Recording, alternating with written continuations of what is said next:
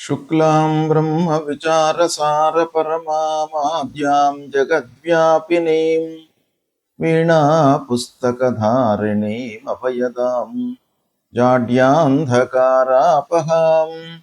हस्ते स्फाटिकमालिकां विदधतीं पद्मासने संस्थितां वन्दे तां परमेश्वरीं भगवतीं बुद्धिप्रदां शारदां శ్రీ మహాగణాధిపతయే నమః శ్రీ మహాసరస్వత్యై నమః శ్రీ గురుభ్యో నమః 2026వ సంవత్సరం ఏప్రిల్ మాసంలో గ్రహస్థితి ఎలా ఉంది అనే విషయాన్ని మనం చూసినట్టయితే ఈ ఏప్రిల్ మాసంలో సూర్యుడు 11వ తారీఖు వరకు మీనరాశిలో సంచరిస్తున్నాడు. తదనంతరం మేషరాశిలోకి ప్రవేశిస్తున్నాడు. కుజుడు 2వ తారీఖు వరకు కుంభరాశిలో సంచరిస్తూ 2వ తారీఖు నుండి మాసాంతం వరకు కూడాను మీనరాశిలో సంచరిస్తున్నాడు. ఇక బుధుడు 11వ తారీఖు వరకు కుంభరాశిలో సంచరిస్తూ 10వ తారీఖు తర్వాత మీనంలోకి ప్రవేశిస్తున్నాడు. గురువు మిథున రాశిలో సంచరిస్తున్నాడు. శుక్రుడు 19వ తారీఖు వరకు మేషరాశిలో సంచరిస్తూ 19 నుండి మాసాంతం వరకు కూడాను వృషభ రాశిలో సంచరిస్తున్నాడు. శనీశ్వరుడు మీనరాశిలో సంచరిస్తున్నాడు. రాహువు కుంభరాశిలో సంచరిస్తున్నాడు. కేతువు సింహరాశిలో సంచరిస్తున్నారు. ఈ విధంగా ఏప్రిల్ మాసంలో గ్రహస్థితి ఉంది.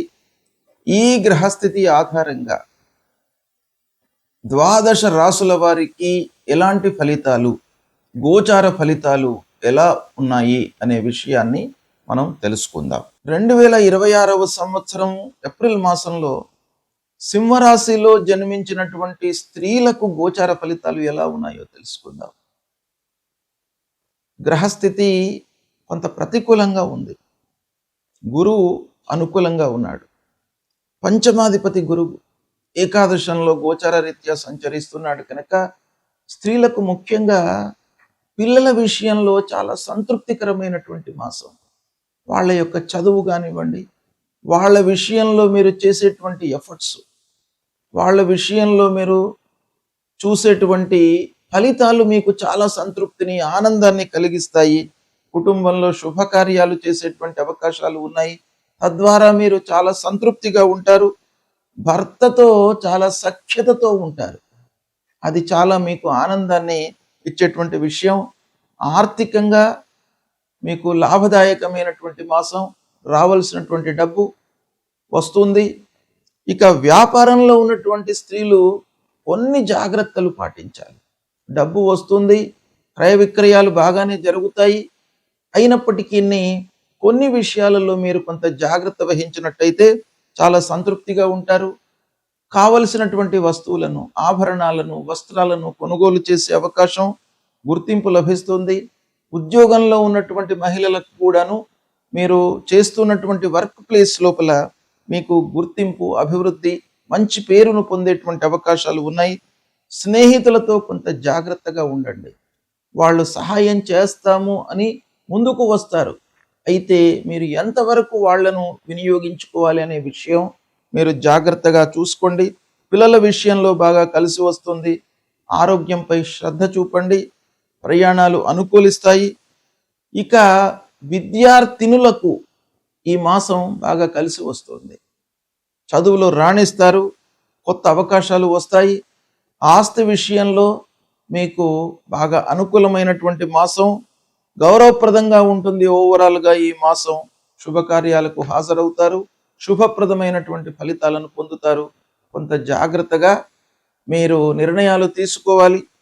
ఒక పక్కన అష్టమ స్థానంలో శనీశ్వరుడు ఉన్నాడు కాబట్టి ఆకస్మికమైనటువంటి ఇబ్బందులతో కొంత మనస్తాపానికి గురయ్యే అవకాశాలు ఉన్నాయి. కాబట్టి కొంత జాగ్రత్తగా మీరు ముందుకు వెళ్ళినట్టయితే ఆ గురువు యొక్క అనుగ్రహం మూలకంగా మీకు సంతోషకరమైనటువంటి ఫలితాలు ఉంటాయి. గ్రహస్థితి ప్రతికూలంగా ఉన్నప్పుడు మనము చేయవలసినటువంటి కర్తవ్యాలు ప్రముఖంగా శాస్త్రంలో చెప్పబడి ఉన్నాయి. వాటిని మనము పాటించినట్టయితే ఆ గ్రహాల యొక్క అనుకూలత, అనుగ్రహము లభిస్తుంది. మరి ఏం చేయాలి మనము అనంటే, ముఖ్యంగా ఆరోగ్యపరమైనటువంటి విషయాలపై సూర్యుడి యొక్క సంచారం ప్రభావాన్ని చూపిస్తుంది. కనుక ఆరోగ్యము కొంత ఇబ్బందికరంగా ఉన్నప్పుడు, అనవసరమైనటువంటి ఆలోచనలతో మనము సతమతమవుతున్నప్పుడు సూర్యనారాయణుణ్ణి మనము పూజించడము చాలా ముఖ్యం. అంటే సూర్యుడు నమస్కార ప్రియుడు. కనుక మనం చేయవలసింది ఏంటంటే, ప్రతినిత్యం కూడాను ఉదయాన్నే స్నానం చేసి కొద్దిగా ఎండలోకి వచ్చి సూర్యుడికి 12 వారము అనంటే 12 సార్లు మీరు సూర్యుడికి నమస్కారం చేసుకోండి. సూర్యుడికి నమస్కారం చేస్తూ భూమికి కూడాను నమస్కారం చేయండి. తద్వారా సూర్యనారాయణుడి యొక్క అనుగ్రహము లభిస్తుంది.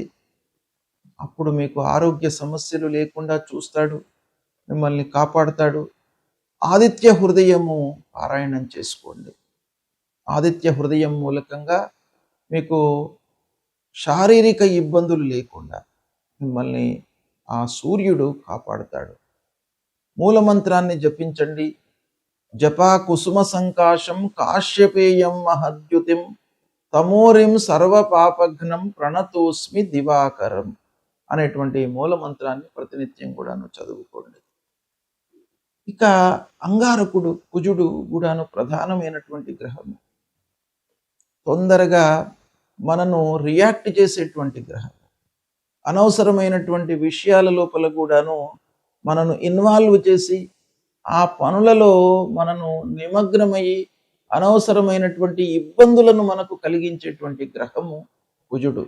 ప్రతికూలంగా ఉన్నప్పుడు మీరు సుబ్రహ్మణ్య స్వామి దేవాలయానికి వెళ్ళడము, సుబ్రహ్మణ్యాష్టకము చదువుకోవడము.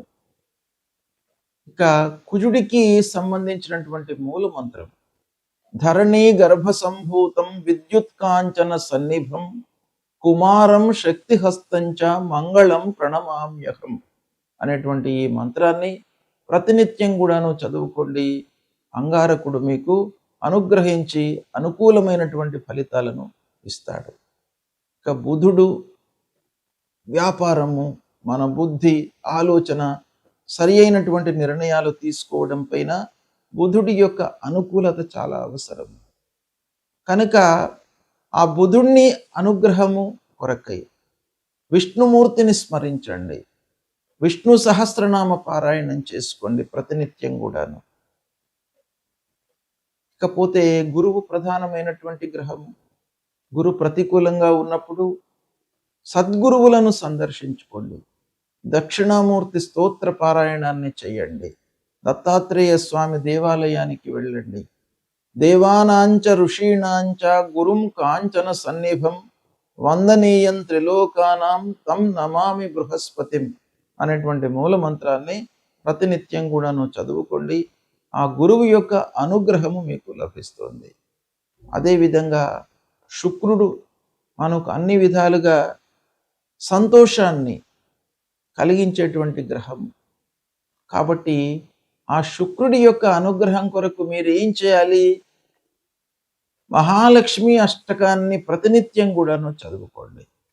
తద్వారా శుక్రుడి యొక్క అనుగ్రహం లభిస్తుంది. శని ప్రతికూలంగా ఉన్నప్పుడు హనుమాన్ చాలీసా పారాయణం చేసుకోండి. ఆంజనేయ స్వామి దేవాలయానికి వెళ్ళండి. నీలాంజన సమాభాసం రవిపుత్రం యమాగ్రజం ఛాయా మార్తాండ సంభూతం తం నమామి శనైశ్చరం అనేటువంటి మూలమంత్రాన్ని చదువుకోండి. రాహు ప్రతికూలంగా ఉన్నప్పుడు అమ్మవారి దేవాలయానికి వెళ్ళండి. రాహు మూలకంగా మనకు ఎన్నో ఇబ్బందులు, భయము, ఆందోళన ఇలాంటివన్నీ కూడాను కలిగే అవకాశాలు ఉంటాయి. ఛాయాగ్రహము మనిషి కంటే కూడాను ఛాయ అనేటువంటిదే చాలా మనకు ప్రధానంగా మనను ఇబ్బంది పెట్టేటువంటి గ్రహము. కనుక అమ్మవారిని దర్శించుకోండి.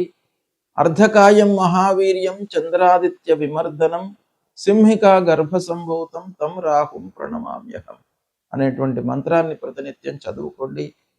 ఇక కేతువు మీకు ప్రతి విషయం లోపల కూడాను ఒక విరక్తి భావనను కలిగించేటువంటి గ్రహము. ప్రతికూలంగా ఉన్నప్పుడు తప్పకుండా మీ లోపల వైరాగ్యాన్ని ఇస్తాడు. అంటే ఆ పని పైన మీకు అశ్రద్ధను కలిగిస్తాడు. శ్రద్ధ అనేటువంటిదే చాలా ముఖ్యమైనటువంటిది. ఇంట్రెస్ట్ ఉంటే మనకు మార్గాలు ఉంటాయి. కాబట్టి ఆ కేతువును మీరు అనుకూలం చేసుకోవడానికై గణపతిని స్మరించండి. గణపతి దేవాలయానికి వెళ్ళండి. ఫలాశ పుష్ప సంకాశం తారకాగ్రహమస్తకం రౌద్రం రుద్రాత్మకం ఘోరం తం కేతుం ప్రణమామ్యహం అనేటువంటి మూల మంత్రాన్ని జపించండి. మీకు తప్పకుండా ఈ గ్రహాలకు సంబంధించినటువంటి దుష్ప్రభావము దూరమవుతుంది. ఆ భగవంతుడి యొక్క అనుగ్రహం లభిస్తుంది. భగవంతుణ్ణి నమ్ముకోండి. మీపై మీ విశ్వాసాన్ని పెంచుకోండి. అంటే ఆత్మవిశ్వాసాన్ని పెంచుకోండి, పరమాత్మను కొలవండి. తప్పకుండా మీకు శుభ ఫలితాలు కలుగుతాయి. శుభం.